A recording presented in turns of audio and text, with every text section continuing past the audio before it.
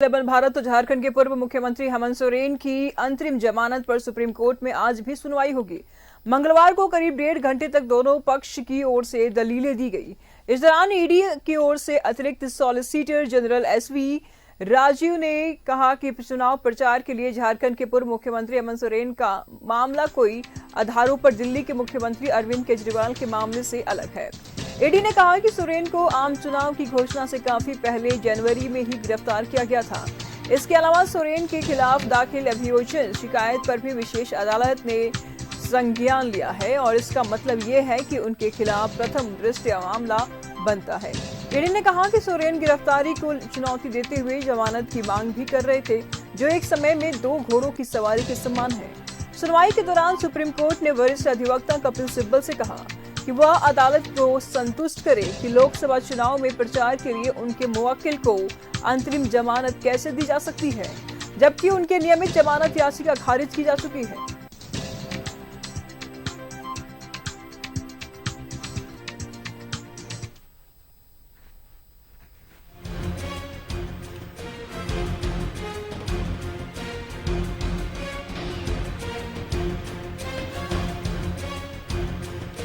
चलिए आपको बताते हैं कि मंगलवार को सर्वोच्च न्यायालय में क्या हुआ। दोनों तरफ से दलीलें दी गई।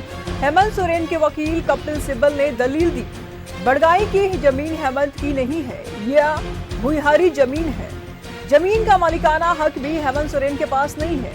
यह जमीन राजकुमार पाहन की है। हिलेरियस लीज पर लेकर खेती कर रहा था। ईडी ने पीएमएलए की धारा 19 में गिरफ्तारी की शर्तों को पूरा नहीं किया है। वहीं ईडी के वकील एसवी राजू कोर्ट में बोले, जमीन के दस्तावेज में हेमंत सोरेन मालिक नहीं है, उनका इस जमीन पर अवैध कब्जा है। अंचलाधिकारी राजस्व कर्मी सीएम के प्रेस सलाहकार रहे पिंटू और अन्य के बयान से इसकी पुष्टि होती है। सक्षम न्यायालय की ओर से मामले में संज्ञान लिया जा चुका है। जमानत याचिका रद्द करते हुए अदालत ने कहा है कि प्रथम दृष्टया आरोप सही होते हैं।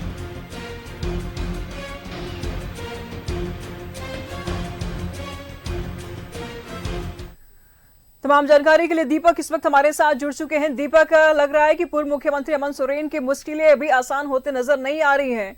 लगातार जो तुलना की जा रही थी अरविंद केजरीवाल से और पूर्व मुख्यमंत्री हेमंत सोरेन से, कोर्ट ने तो साफ तौर पर कह दिया कि दोनों मामले अलग अलग हैं, तो नतीजे एक जैसे कैसे हो सकते हैं, जमानत कैसे मिल सकती है?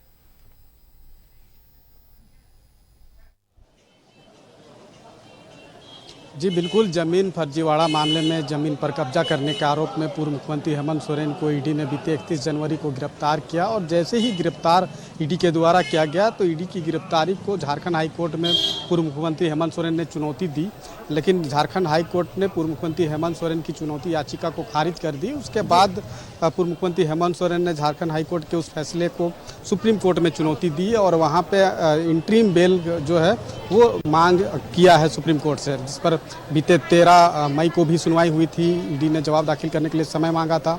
उसके बाद फिर जब ईडी जो निर्धारित तिथि थी कोर्ट का, उस तिथि पे सुनवाई हुई और उस तिथि में भी ईडी जवाब दाखिल नहीं किया था, तो 20 मई तक जो है ईडी को जवाब दाखिल करने का समय दिया था। तो 20 मई को ईडी ने जवाब दाखिल कर दिया और उसके बाद 21 मई को सुनवाई हुई। 21 मई को जो सुनवाई हुई उसमें पूर्व मुख्यमंत्री हेमंत सोरेन के अधिवक्ता जो कपिल सिब्बल है वो उन्होंने पक्ष रखा और कहा कि जो पूर्व मुख्यमंत्री हेमंत सोरेन की जो गिरफ्तारी हुई है वो असंवैधानिक तौर पे की गई है। जिस जमीन पर कब्जा करने का आरोप लगा करके गिरफ्तार की गई है।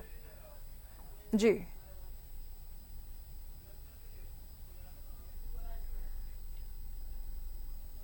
तो दीपक की आवाज हमारे पास अभी नहीं पहुंच पा रही है, जुड़े रहेंगे किसी लेकिन तरह का कोई नाम नहीं। जी दीपक बोलिए। तो ये कोर्ट को बताया हेमंत सोरेन के अधिवक्ता कपिल सिब्बल ने कि उस जमीन पर जिस जमीन को लेकर के उनकी गिरफ्तारी हुई है वो संवैधानिक तौर पे की गई है, क्योंकि उस जमीन की जो प्रकृति है वो सीएनटी एक्ट के तहत आता है और सीएनटी एक्ट की जमीन की खरीद बिक्री किसी भी सूरत पर नहीं होती है। एक आदिवासी भी दूसरे आदिवासी की जमीन को नहीं खरीद सकता है और वह भी सीएनटी एक्ट के अधीन जो है वो सामाजिक व्यवस्था की जमीन है, पहनई भुईहारी नेचर की जमीन है। तो वैसे में उस दस्तावेज में हेमंत सोरेन का नाम का भी जिक्र नहीं किया गया है, तो ऐसे में असंवैधानिक तौर पे उसकी गिरफ्तारी हुई है।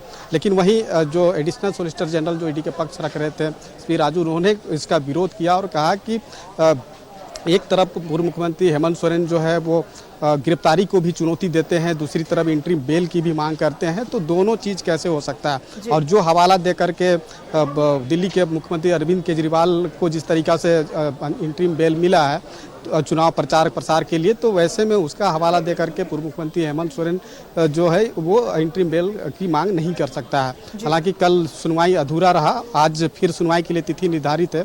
अब दोनों पक्षों की ओर से दलीलें रखी जाएगी, बहस की जाएगी और उसके बाद सुप्रीम कोर्ट का क्या फैसला आता है ये सबसे अहम होगा और इस पर सबकी निगाह है, खासतौर पर पूर्व मुख्यमंत्री हेमंत सोरेन की, क्योंकि झारखंड प्रदेश में 4 चरण पर लोकसभा का चुनाव हो रहा है और 2 चरण का चुनाव का जो मतदान है वो संपन्न हो गया है। 2 चरण का चुनाव अभी बाकी है जो 25 मई को है और 1 जून को है। 7 सीट के लिए जो चुनाव अभी होना है और 7 सीट के लिए चुनावी प्रचार प्रसार के लिए अगर पूर्व मुख्यमंत्री हेमंत सोरेन को सुप्रीम कोर्ट से इजाज़त मिलती है तो वो प्रचार प्रसार करेंगे, चूँकि झामुमो के वो कार्यकारी अध्यक्ष है, पूर्व मुख्यमंत्री है और स्टार प्रचारक है। तो वैसे में अगर सुप्रीम कोर्ट से राहत मिलती है और यही राहत की आस लेकर के वो सुप्रीम कोर्ट में इंटरिम बेल की मांग की है, लेकिन अब देखना होगा कि सुप्रीम कोर्ट से क्या राहत मिलती है या फिर जो मुश्किलें है वो कहीं ना कहीं बढ़ती है। जी बहुत बहुत शुक्रिया दीपक, आपका इन तमाम जानकारी।